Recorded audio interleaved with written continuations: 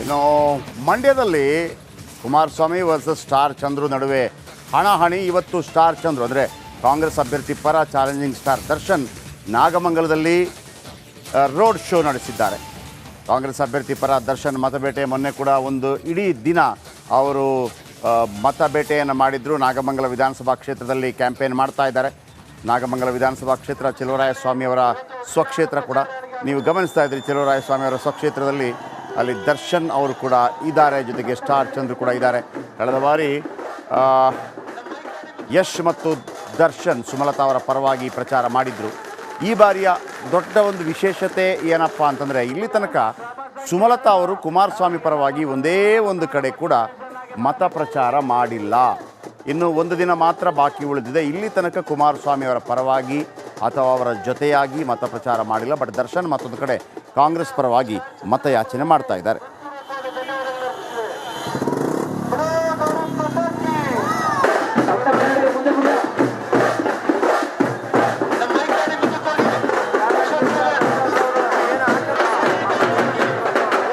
ಕೇಂದ್ರ ಹಾಗೆ ರಾಜ್ಯ ಸರ್ಕಾರದ ನಡುವೆ ನಡೀತಾ ಇರುವ ಬರ ಪರಿಹಾರದ ಫೈಟ್ ಇವತ್ತು ಪ್ರತಿಭಟನೆಯ ಸ್ವರೂಪವನ್ನ ಪಡೆದುಕೊಂಡಿದೆ. ಕಾಂಗ್ರೆಸ್ನ ರಾಜ್ಯ ಘಟಕದ ನಾಯಕರು ಗಾಂಧಿ ಪ್ರತಿಮೆ ಮುಂದೆ ಕುಳಿತು ಇವತ್ತು ಕೇಂದ್ರ ಸರ್ಕಾರದ ವಿರುದ್ಧ ಪ್ರತಿಭಟನೆಗೆ ಇಳಿದಿದ್ದಾರೆ. ವಿಧಾನಸೌಧದ ಗಾಂಧಿ ಪ್ರತಿಮೆ ಬಳಿಯಲ್ಲಿ ಕೈಪಡೆ ಪ್ರತಿಭಟನೆಯನ್ನ ಮಾಡ್ತಾ ಇದೆ. ನಮಗೆ ಸುಪ್ರೀಂ ಕೋರ್ಟ್ನಲ್ಲಿ ಜಯ ಸಿಕ್ಕಿದೆ, ಪರಿಹಾರ ನೀಡಿ, ಅದಾದ್ಮೇಲೆ ರಾಜ್ಯಕ್ಕೆ ಬರಲಿ ಅಮಿತ್ ಶಾ ಅಂತ ಹೇಳಿ ನೇರ ಸವಾಲನ್ನ ಮುಂದಿಟ್ಟಿದ್ದಾರೆ ಮುಖ್ಯಮಂತ್ರಿ ಸಿದ್ದರಾಮಯ್ಯ. ಪರಿಹಾರ ಕೊಡದೇ ಇದ್ರೆ ಗೋ ಬ್ಯಾಕ್ ಅಂತ ಹೇಳ್ತೇವೆ, 18,000 ಕೋಟಿ ಕೊಟ್ಟು ಆಮೇಲೆ ರಾಜ್ಯಕ್ಕೆ ಬರಲಿ ಅನ್ನೋದು ಸಿದ್ದರಾಮಯ್ಯ ಅವರ ಸವಾಲ್. ಪ್ರತಿಭಟನೆಗಿಳಿದಿರುವ ಕಾಂಗ್ರೆಸ್ನ ನಾಯಕರು, ಅದರಲ್ಲೂ ಮುಖ್ಯಮಂತ್ರಿ ಸಿದ್ದರಾಮಯ್ಯ ಏನ್ ಹೇಳಿದ್ರು ಈ ಬಗ್ಗೆ ಕೇಳೋಣ ಬನ್ನಿ. ಅಮಿತ್ ಶಾ ಅವರು ಬಂದು ಚನ್ನಪಟ್ಟಣಕ್ಕೆ ಬಂದಿದ್ದಾಗ ಮೆಮೊರಂಡಮ್ ಕೊಡೋದನ್ನೇ ವಿಳಂಬವಾಗಿ ಕೊಟ್ಟರು ಅಂತೇಳಿ ಸುಳ್ಳನ್ನು ಹೇಳಿದ್ದಾರೆ. ವಿಳಂಬವಾಗಿ ಕೊಟ್ಟರು ಅಂತೇಳಿ ಸುಳ್ಳನ್ನು ಕೊಟ್ಟಿದ್ದಾರೆ. ನಿರ್ಮಲಾ ಸೀತಾರಾಮನ್ ಬಂದು ಇಲ್ಲಿ ಅವರೇನು ಹೇಳಿದ್ದಾರೆ ಅಂತಂದರೆ, ಅವರು ಗ್ಯಾರಂಟಿ ಯೋಜನೆಗಳಿಗೆ ದುಡ್ಡು ಕೇಳ್ತಾ ಇದ್ದಾರೆ, ಬರಗಾಲಕ್ಕೆ ದುಡ್ಡು ಕೇಳ್ತಾ ಇಲ್ಲ ಅಂಥೇಳಿ ಅವರು ಹೇಳಿದ್ದಾರೆ. ಇಬ್ಬರು ಹೇಳಿರೋದು ಸುಳ್ಳು. ಅನಿವಾರ್ಯವಾಗಿ ಸುಪ್ರೀಂ ಕೋರ್ಟ್ ಕರ ತಟ್ಟಬೇಕಾಗಿ ಬಂತು.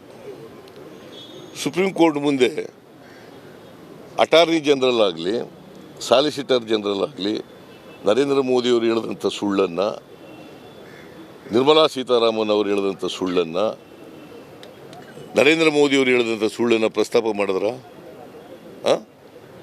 ಅವ್ರ ಆರ್ಗ್ಯುಮೆಂಟ್ನಲ್ಲಿ ಪ್ರಸ್ತಾಪ ಮಾಡಬೇಕಾಗಿತ್ತಲ್ಲ. ನಮ್ಮ ಸ್ಟ್ಯಾಂಡ್ ಸರಿ ಇಲ್ಲ ಅಂತ ಹೇಳಬೇಕಾಗಿತ್ತಲ್ಲ. ಒಂದು ಮಾತು ಹೇಳಲಿಲ್ಲ. ಯಾಕಂತಂದರೆ ನಾವು ಹೇಳಿದ್ದಂತೆಲ್ಲ ಸತ್ಯ ಇತ್ತು.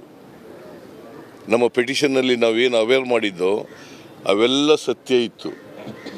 ಸೊ ಹಾಗಾಗಿ ನಾವು ಸುಪ್ರೀಂ ಕೋರ್ಟ್ಗೆ ಹೋದೋ. ಸುಪ್ರೀಂ ಕೋರ್ಟ್ನವರು ನಮ್ಮ ಪರವಾಗಿ ಕರುಣೆ ತೋರಿಸಿ ನಮ್ಮ ಪರವಾಗಿದ್ದರು.